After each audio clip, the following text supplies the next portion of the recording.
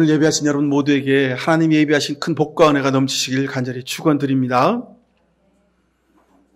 오늘 주일 마침 현충일입니다.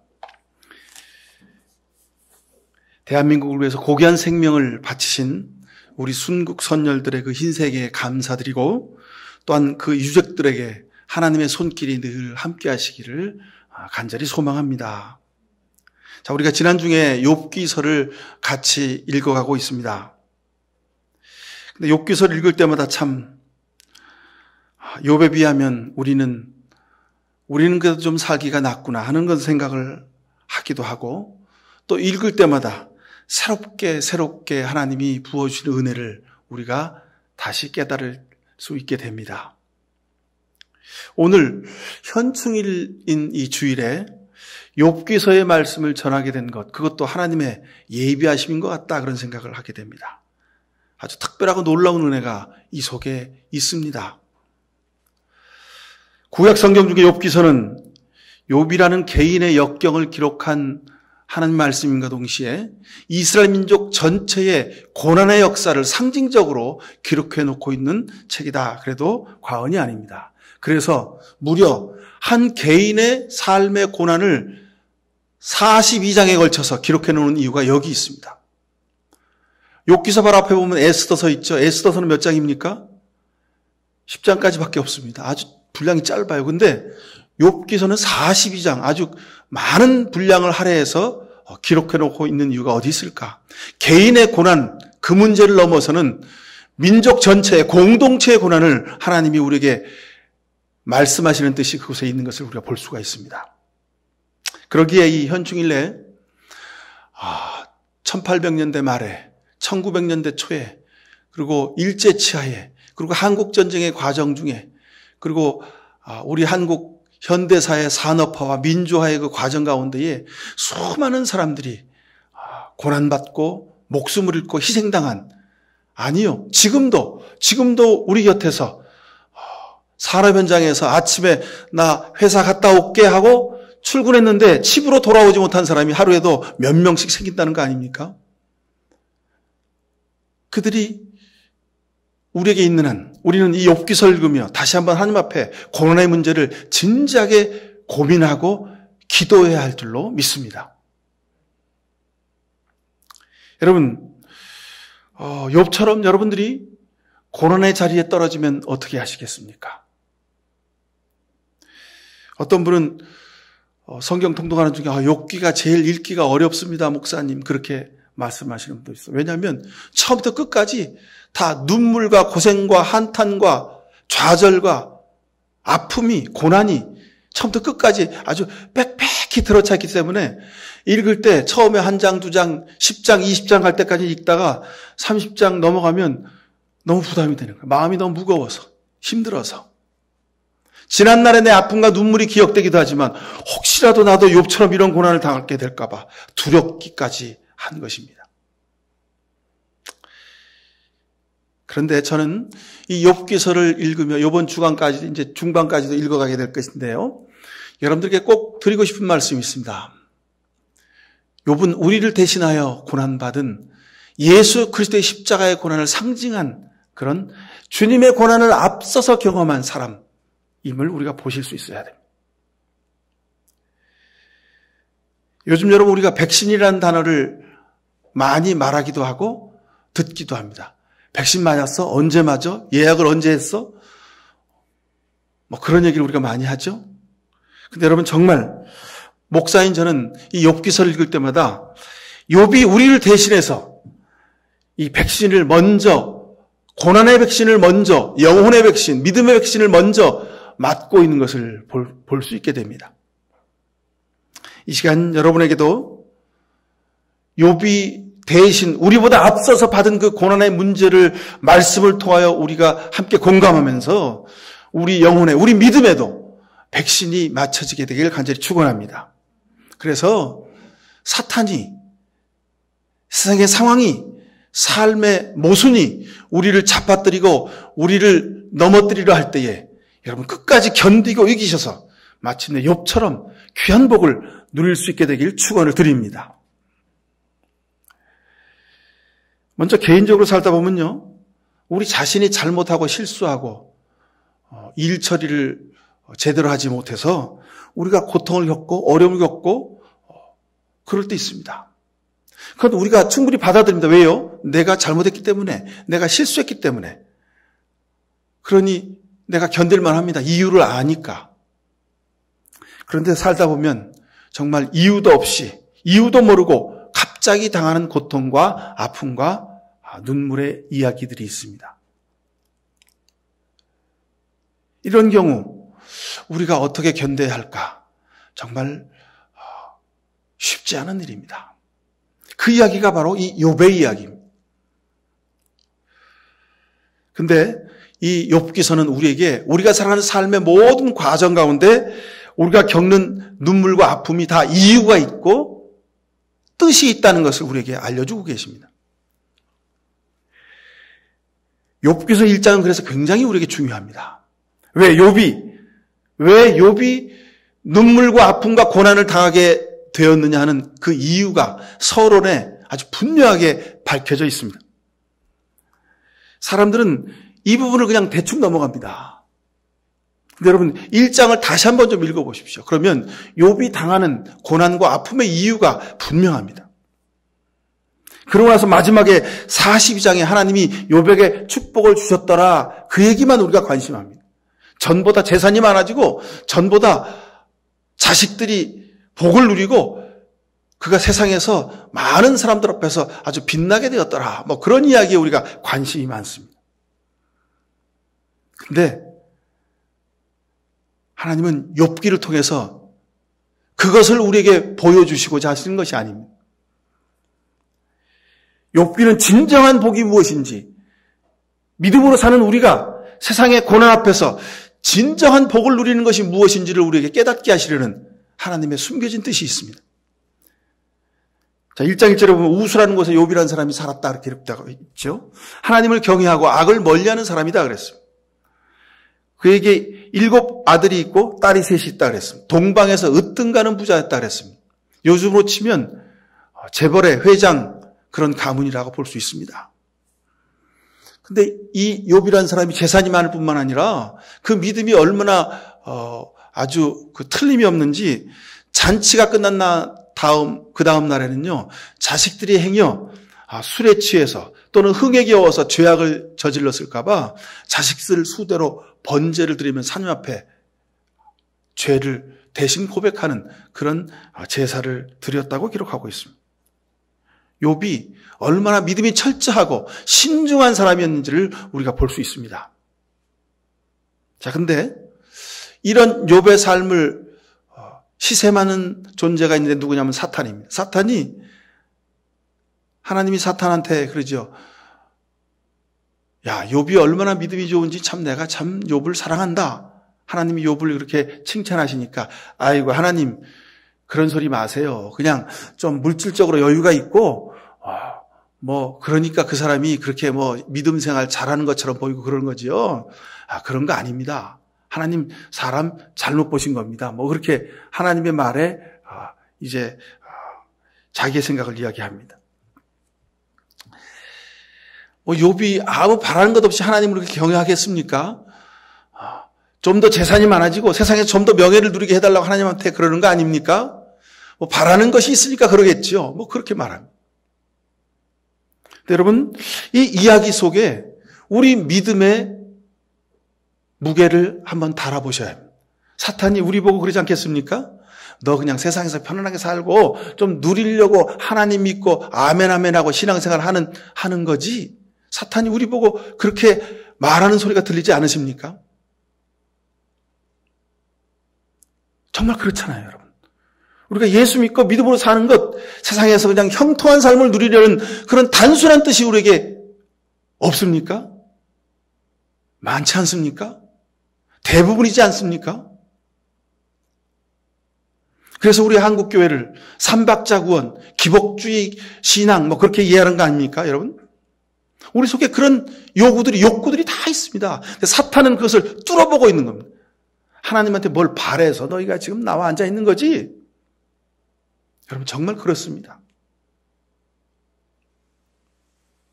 근데 사탄이 말하는 그 이야기를 듣고 하나님께서 그래? 정말 내가 욥을 힘들고 어렵게 하면 욥이 돌아설 거라고? 그래, 한번 시험해봐. 그렇지만 그의 생명은 내주지 않겠다. 한번 해봐라. 아유, 하나님, 이제라도 하나님이 손을 들어서 욥을 치시면 욥이 걸음만 다 살려라고 하나님 배반하고 도망갈걸요? 이런 사탄의 조롱 앞에 하나님이 그래? 한번 해봐. 그리고 욥을 사탄에게 내어주셨습니다. 근데 욥을 사탄에게 내어주셨다. 이건 사탄이 욥을 흔들고 구렁텅이에 빠져놓고 병중에 고통당하고 고난당하고 엎어지도록 했지만 결국은 누가 내어놓으신 겁니까? 하나님이 내어놓으신 거라는 그런 밑자락이 여기 깔려 있음을 우리가 볼 수 있어야 됩니다. 하나님이 욥을 얼마나 신뢰하고 계신지를 우리가 여기서 보실 수 있어야 합니다. 8절, 9절, 1장 8절, 9절, 10절에 욥의 믿음과 신실함을 부정하고 저를 조롱하는 그런 사탄을 향하여서 하나님이 내가 욥을 얼마나 신뢰하는지를 내가 보게 될 것이다. 그리고 욥을 사탄에게 한번 해봐. 그리고 내어주시는 겁니다.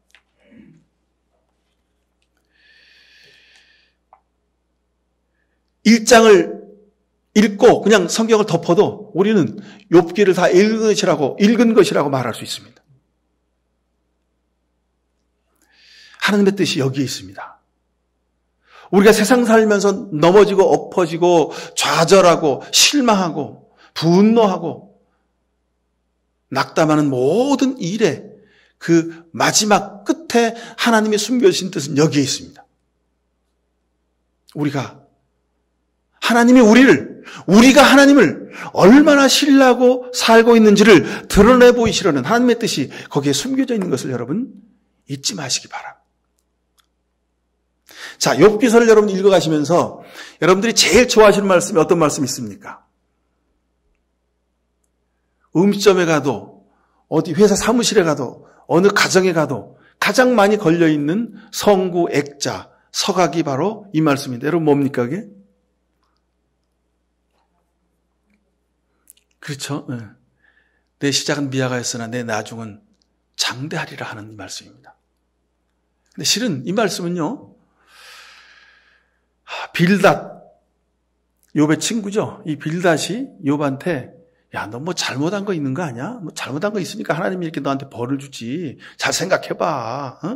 너 예배 드린다고 하면서 예배 때 맨날 딴 생각한 거 아니야? 하나님한테 뭐 하나님을 섬긴다고 하면서 마음속에는 다른 것이 있지 않았어? 그러면서 빌닷이 욥을 막 충고한다고 치고 충고한다고 말하면서 조롱합니다. 찔러봅니다. 그러면서 하는 말이 내 시작은 미약하였으나 내 나중은 심히 창대할 것이다라고 그렇게 이야기합니다. 여러분 왜 우리가 이 말씀을 좋아합니까? 처음에 힘들고 어려웠지만 아주 보잘것없었지만 나중은 하나님이 크게 복을 주실 것이다 하는 그런 소망이 이 말씀 속에 있기 때문에 그렇습니다. 그래서 욥이 한 말도 아니고 하나님이 하신 말씀도 아니고 그 친구가 욥을 조롱하면서 한 말인데 우리가 그 말씀의 한 구절을 앞뒤를 다 그냥 지워버리고 그 말씀만 딱 뽑아서 우리가 뭐 여기저기다 많이 걸어놓고 있습니다.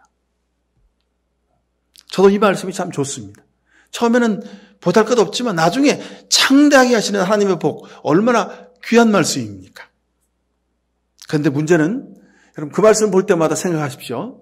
문제는 우리 가정이, 우리 사업이, 내가 하는 모든 계획이 나중에 창대해지고 나서입니다. 사탄은, 빌닷은 그것을 이야기하고 있는 겁니다. 창대해지고 나서 그때가 문제라는 겁니다. 창대해지면 세상에서 물질적 풍요를 누리고 내가 계획한 대로 모든 것이 다 이루어지고 나면 그때는, 그리고 나서는 and next. 뭐 하겠냐는 겁니다. 왜 사업이 창대해져야 되고 왜 내 계획이 완전히 100% 이루어져야 되는지를 그것을 물어야 한다는 겁니다.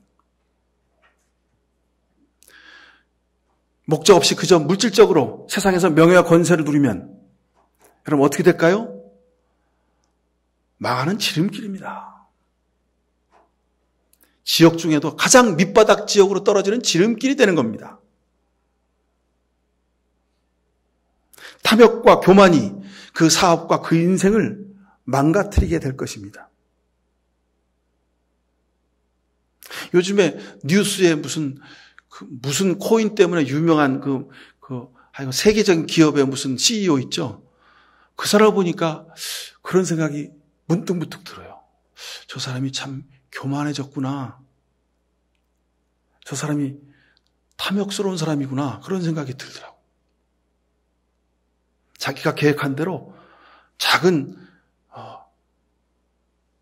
회사가 막 꿈을 키워서 막 세계적인 기업이 됐어요. 근데 그 사람이 말 한마디에 막 세계 경제가 출렁출렁 하잖아요. 그죠?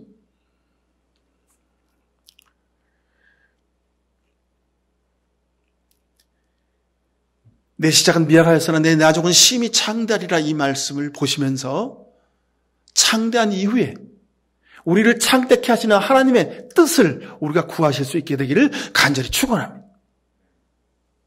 창대해서 내가 잘 먹고 누리고 명예와 권세를 내가 누리는 것이 아니라 하나님의 이름이 높여지게 되기를 간절히 축원합니다. 욥이 고통과 아픔 중에 있는 것을 보고 친구들이 와서 위로를 합니다.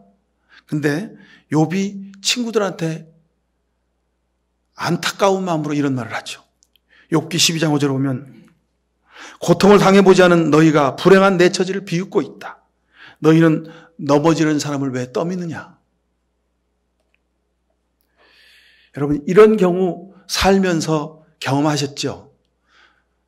가까운 친구, 아주 믿을 만한 사람, 그리고 조언을 해줄 수 있을 만한 사람이라고 해서 가서 마음을 터놓고 이야기했는데 그 사람이 내 얘기를 듣더니 위로해주기는커녕 조롱하고 너는 이렇게 잘못된 거야. 너는 그래서 그렇게 된 거야. 하고 정죄합니다. 그리고 비난합니다. 말로는 기도하세요. 기도해 주겠습니다. 하지만 그 사람 말하는 말 속에 담겨진 색깔이 너는 그래서 안 된 거야. 그래서 하나님 너한테 벌을 주시는 거야. 그런 식으로 조롱하는 것을 경험합니다. 저도 그런 경험을 했습니다. 돌아서면서 제 마음속에 내가 와서 괜히 이야기를 하고 돌아가는구나. 헛된 시간을 보냈구나. 그런 후회를 가득 담고 돌아섰던 경우가 여러 번 있었습니다. 어찌할 바를 모르는 아픔과 고난의 순간에 주변에 있는 가까운 사람에게, 믿을 만한 사람에게 자신의 아픔을 토로합니다. 근데 욥은 그렇게 말합니다. 친구들을 향해서. 내가 지금 낭떠러지에 서 있는데 내 손을 잡아주고 이끌어주기는커녕 나를 도로 등 떠미는구나 너희가. 그렇게 말합니다. 빌닷, 소밧, 엘리바스 아주 당대에 내노라는 그런 아주 능력이 있고 그다음에 철학적으로도 굉장히 식견이 있는 사람들입니다. 그들이 한 이야기에 깊이를 보면 아주 체계적이고 아주 인생의 진리를 담아있는 내용들이 많이 있습니다. 근데 듣는 욥의 마음속에 이놈들이 내 등을 떠미는구나. 그런 생각을 갖게 되었다는 겁니다. 왜 그럴까요? 여러분 꼭 기억하십시오.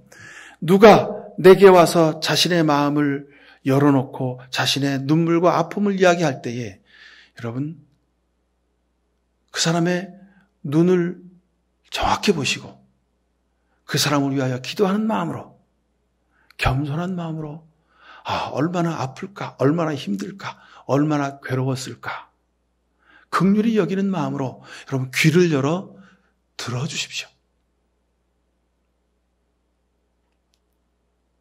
처음도 마지막도 그것이 전부여야 합니다. 듣는 중에 아유 네가 그러니 우리 마음속에 상대를 깔보거나 상대를 비난하거나 상대를 조롱하는 마음이 있어서는 안 될 것입니다. 상대가 아픔을 호소할 때 얼마나 힘들었을까. 나도 이런 경우가 있었는데. 안타까운 마음으로, 긍휼히 여기는 마음으로 여러분 같은 눈높이로 귀를 열어 경청해 주셔야 합니다. 근데 세상은 그렇지 않더라고요. 내 아픔을 열어서 이야기하면 그 사람이 너는 이런 약점이 있구나 하고 그것을 약점 삼아서 나중에 가서 제가 그랬대. 이청산 목사가 그런 고통이 그런 아픔이 있대 하고 막 소문을 내고 다녀.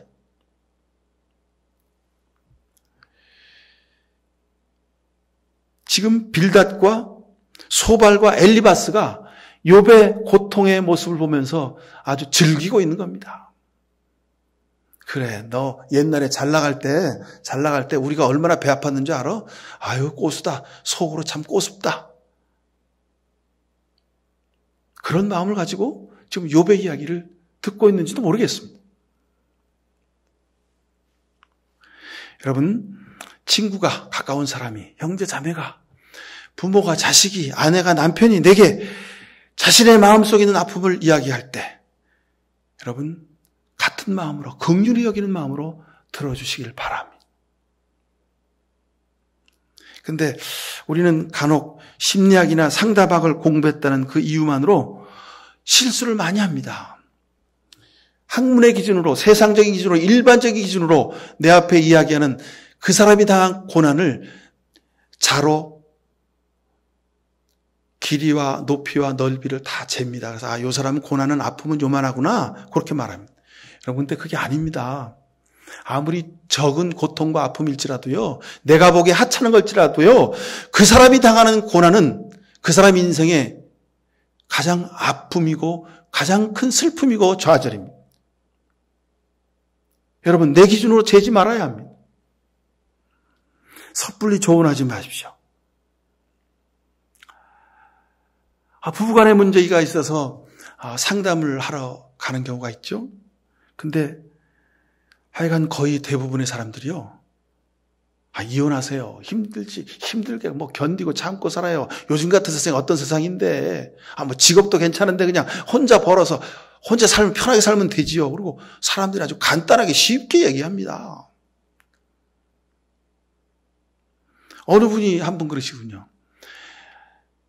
제가 이 문제를 가지고 많은 사람들 앞에 가서 상담했는데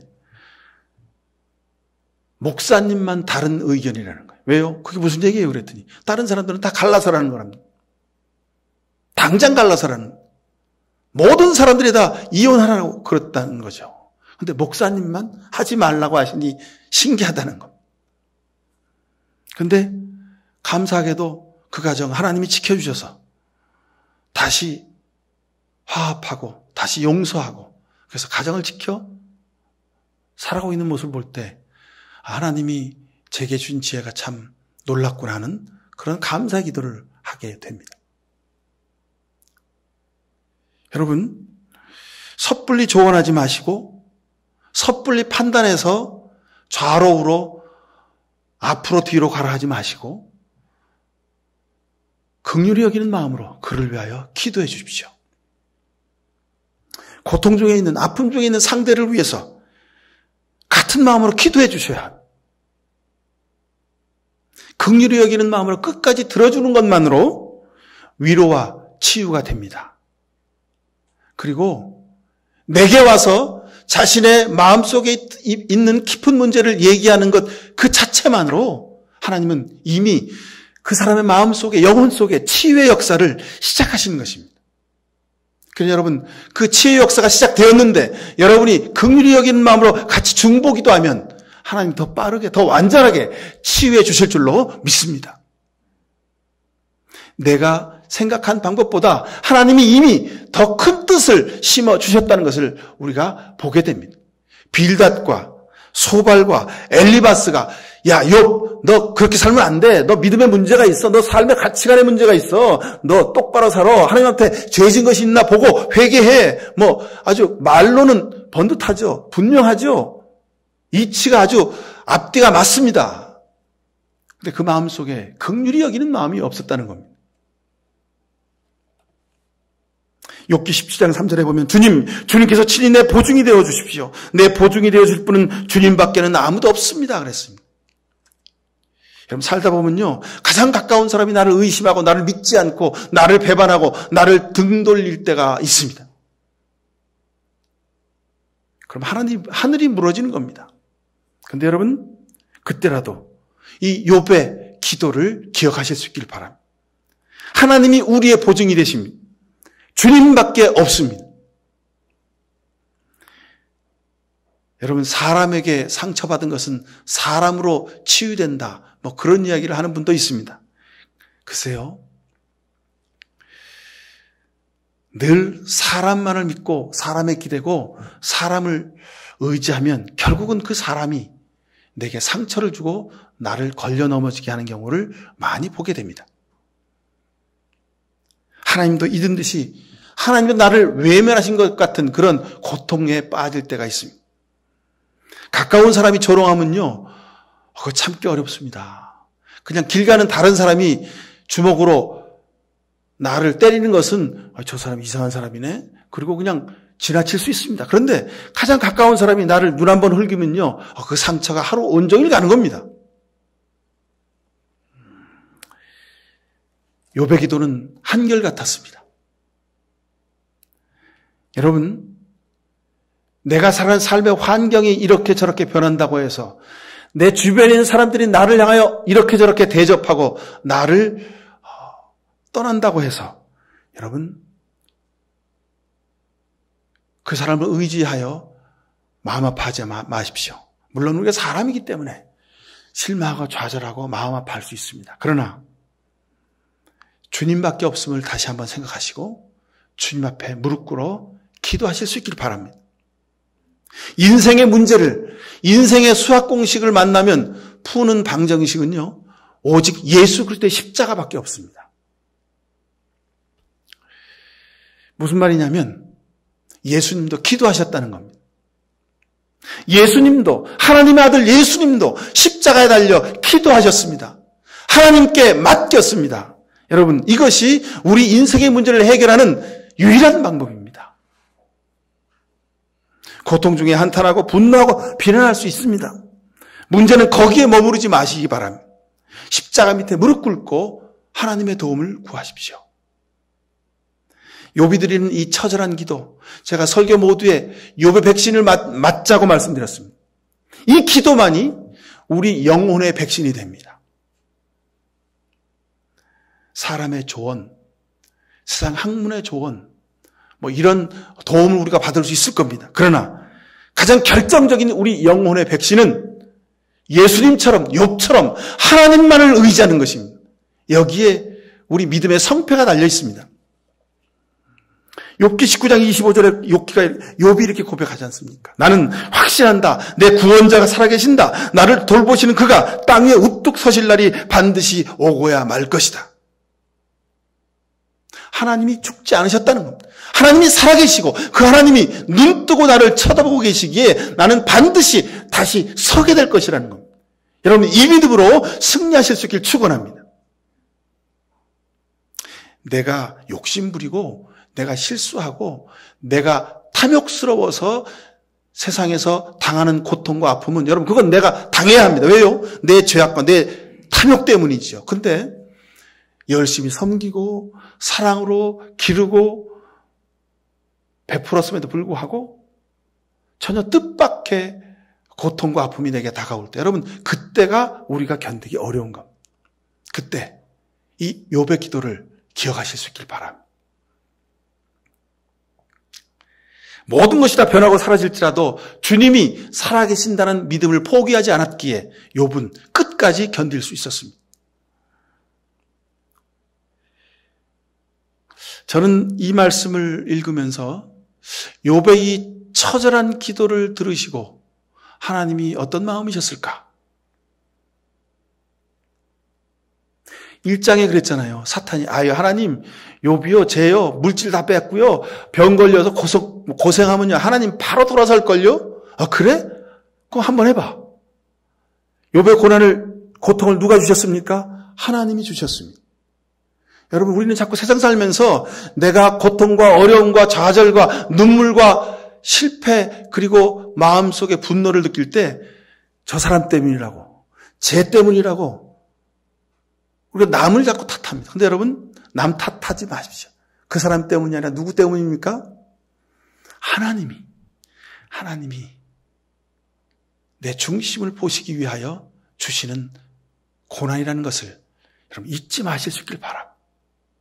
자, 욥에게 하나님이 고난을 주셨는데 욥이 그 고통과 고난 가운데서 하나님을 욕하지 않고 차라리 하나님 이게 뭡니까? 하나님 이래도 되는 겁니까? 하고 막 하나님을 향해서 삿대질하고 주먹질하면 하나님이 도리어 아이고 녀석 힘들구나 뭐 그렇게 하실 거예요. 근데 욥은 하나님을 향해서 내가 확신한다. 하나님이 살아계시니 하나님이 반드시 나를 세워주실 것이다. 하나님을 향하여 손가락하지 않고 배반하지 않고 끝까지 하나님을 신뢰하는 이 욥의 처절한 기도를 들으시고 하나님 마음이 어떠셨을까 하는 거예요.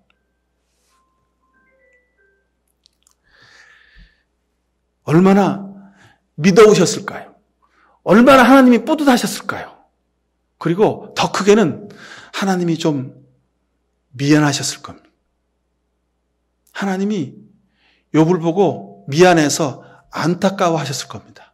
아이고, 욥이 저런 든든한 믿음을 가지고 있는데 내가 괜히 사단에게 내주어서 저렇게 고통받게 했나? 하나님이 욥을 향해서 미안한 마음이 많으셨을 겁니다. 여러분 삶에도 하나님이 여러분을 향하여 믿었고 그리고 뿌듯해하고 그리고 미안해하는 그런 사람들 바로 여러분들 될 수 있기를 간절히 축원합니다. 고난의 풀무질 속에서 정금처럼 되게 하겠다는 말씀. 이 말씀은 하나님이 여러분을 향한 축복의 약속입니다. 욥기 28장 28절에 주님을 경외하는 것이 지혜요 악을 멀리하는 것이 슬기다 그랬습니다. 주님을 경외하는 것, 고난과 아픔 중에도 믿음을 버리지 않는 것, 이것이 지혜요 슬기라는 겁니다. 자, 세상 사람들은 그러죠. 현실 살면서 상황을 분석하고 계획하고 그리고 아주 좋은 플랜을 세웁니다. 그래가지고 그 일의 결과가 아주 좋게 되기를 원합니다. 그래서 지식과 명철과 지혜를 구하죠. 고전을 보고 스승을 찾아가고 성공 사례를 연구하고 그리고 출세한 이들, 성공한 이들을 벤치마킹합니다. 근데 성경은 욥기 28장에서 보면 지혜와 슬기는 사람이나 세상에 없다 그랬습니다. 세상에 지혜와 슬기가 없다는 거예요. 사람에게 지혜와 슬기가 없다는 것입니다. 여러분 자신을 과신하지 마십시오. 다른 성공한 어떤 사람들의 말을 여러분 삶에 정금처럼 여기지 마십시오. 세상에 지혜는 없습니다. 주님께서 못 박아 말씀하셨습니다. 오직 하나님에게만 그 방법과 지혜가 있습니다. 고린도서 18장 24절에 사도 바울이 이렇게 말씀하고 있지 않습니까? 세상의 지혜를 구하지만 우리는 십자가에 달리신 그리스도를 구합니다. 예수 그리스도가 바로 하나님의 능력이고 하나님의 지혜라고 사도 바울은 분명히 말하고 있습니다. 고린도서 18장 27절에도 지혜 있고 강한 자를 부끄럽게 하시려고 어리석고 연약한 우리를 부르셨다고 했습니다. 비록 우리가 어리석고 연약할지라도 예수 그리스도를 의지하고 살면 세상에 지혜 있는 자들을 우리가 이길 수 있다는 것입니다. 자, 여러분 마지막으로 욥기 23장 10절에 우리가 내 나중은 내 시작은 미약했지만 내 나중은 심히 창대하리라는 말씀, 이 말씀과 더불어서 아주 금쪽같이 여기는 말씀이 있습니다. 여러분 한번 찾아보십시오. 욥기서 23장 10절입니다. 우리가 보고 있는 새 번역은 하나님은 내가 발 한 번 옮기는 것을 다 알고 계실 터이니 나를 시험해 보시면 내게 흠이 없다는 것을 아실 수 있으련만 이랬습니다. 자, 근데 이 번역은 그냥 히브리어 성경 원문을 아주 직역한 번역이고요. 좀 의역을 했지만 우리에게 은혜가 되는 번역이 개역 성경이 있는데, 그러나 내가 가는 길을 그가 아시나니 그가 나를 단련하신 후에는 내가 순금같이 되어 나오리라 그랬습니다. 여러분 귀에 익숙하죠? 나를 단련하신 후에 내가 순금처럼 되리라 하는 말씀. 여러분 순금 같은 신앙, 정금 같은 신앙, 흠이 없는 신앙, 이게 무슨 뜻입니까? 하나님이 욥에게 베풀으신 은혜를 말씀하는 겁니다. 자, 그러면 욥에게 베풀으신 은혜가 뭘까? 마지막으로 제가 한마디만 드립니다. 42장 5절 여러분 보십시오. 우리가 읽은 본문 뒤쪽에 가보시면 42장 5절 말씀 한 절만 보십시다. 주님이 어떤 분이시라는 것을 지금까지는 제가 귀로만 들었습니다. 그러나 이제는 제가 제 눈으로 주님을 뵙습니다. 그랬습니다. 우리는 욥기서 뒷부분에 가서 욥이 큰 부귀와 영원을 다시 누리게 됐고 복을 누렸더라고 봅니다. 우리도 그렇게 되길 원합니다. 근데 여러분, 하나님이 이것보다 더 중요한 것을 욥의 입을 통하여 고백하게 하셨습니다. 주님이 어떤 분이시라는 것을 전에는 귀로만 들었는데 이제는 제가 제 눈으로 보게 되었다는 것. 주께서 욥을 단련하신 후에 정금처럼 되게 하시는 그 복이 뭐냐면 하나님을 눈으로 보는 복을 누리게 하셨다는 겁니다. 여러분 우리가 잘 알듯이 모세가 하나님을 얼굴과 얼굴을 대면하던 그런 사람이라고 우리가 성경을 통해서 보지요. 모세와 같은 복을 누린 것이 바로 욥입니다. 하나님을 자기 눈으로 보고 살았다는 거예요. 여러분 세상에 하나님을 본 사람이 있습니까? 근데 욥은 하나님을 보고 살게 되었다는 거예요. 왜요? 고난을 통하여 하나님이 자기와 함께 계심을 보게 되었다는 겁니다. 하나님을 자신의 눈으로 직접 보는 사람, 바로 여러분들 되시기를 간절히 축원합니다. 이것이 욥이 누린 축복이요 여러분이 누린 축복이 되길 축원을 드립니다. 기도하십시다. 사랑의 아버지 하나님 감사합니다. 세상에 살면서 우리가 크든 작든 많든 적든지 우리가 어려움과 고통과 눈물과 아픔과 고난을 겪습니다. 그 모든 것이 하나님의 예정하심을 깨닫게 하시고 하나님이 우리 삶에 정금같게 되게 하시려는 하나님의 뜻이 있음을 우리가 잊지 않게 하옵소서. 그래서 마침내 그 고난과 고통과 아픔을 이겨내고 내 앞에 계시는, 내 곁에 계시는 나와 동행하시는 하나님을 배우는 큰 복을 누릴 수 있도록 은혜 베풀어 주시옵소서. 예수 그리스도 이름으로 기도하옵나이다. 아멘. 세상 살면서 이해할 수 없고 받아들일 수 없는 아픔과 눈물과 고난과 좌절을 만날 때가 있습니다.